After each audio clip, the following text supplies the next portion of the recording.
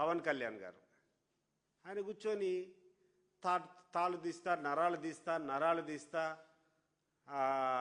రేఖలు లేకుండా నలుపుతా. ఏం సార్ పవన్ కళ్యాణ్ గారు, ఎవరిని నలుపుతారు? మీరు ఎందుకు చేస్తారు?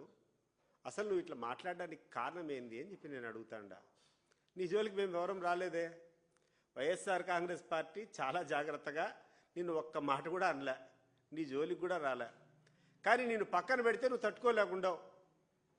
ఈరోజు కూర్చొని నీ ఇష్టానుసారము నీ ఇష్టం వచ్చినటువంటి బ్యాడ్ లాంగ్వేజ్తో నువ్వు కూర్చొని ఏదో పెద్ద రౌడీ మాదిరి తాట తీస్తా, తోలు తీస్తా.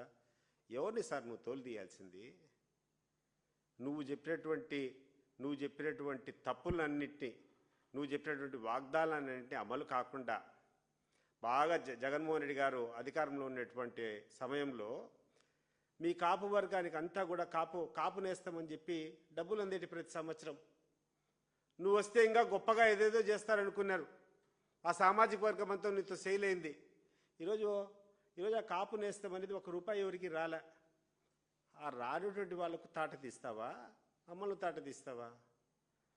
ఎన్నికల ముందు పెద్ద పెద్ద వాగ్దానాలు చేసావు, ఏంటేంటో చేపిస్తావు, రాష్ట్రానికంతా మేలు చేస్తావని చెప్పి.